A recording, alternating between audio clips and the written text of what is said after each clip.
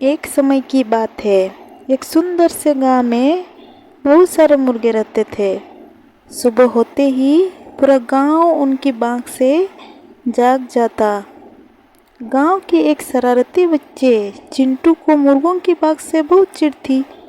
एक दिन उसने एक मुर्गे को पत्थर मार दिया और बोला, तू हर रोज इतनी जोर से क्यों चिल्लाता है? मुझे सोने दे। मुर्गा बहुत दुखी हो गया। उसने उदासी से कहा, मैं तो सबको समय पर जगाता हूँ ताकि वे अपने अपने काम पर जा सके, लेकिन अब अगर सबको मेरी कदर नहीं है तो मैं कल चुप रहूँगा।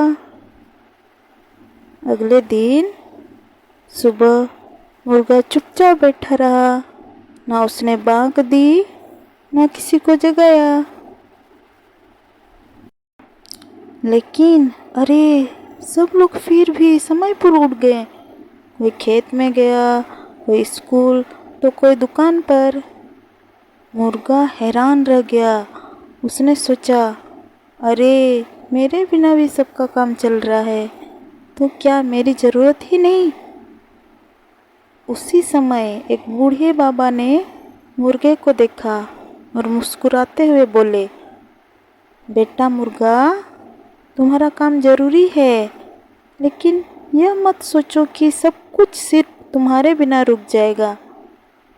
हर किसी की अपनी जगह है और सबको मिलकर एक दूसरे का सम्मान करना चाहिए। मुर्गे को बात समझ में आ गई। उसने ठान लिया कि वह फिर से सुबह सुबह बाँग देगा, लेकिन अब बिना गुस्सा किए और बिना किसी से उम्मीद लगाए कि वह उसे खास समझे। वह मुर्गा दूसरे दिन से रोज रोज बाँग देता और सबको सुबह जगाता।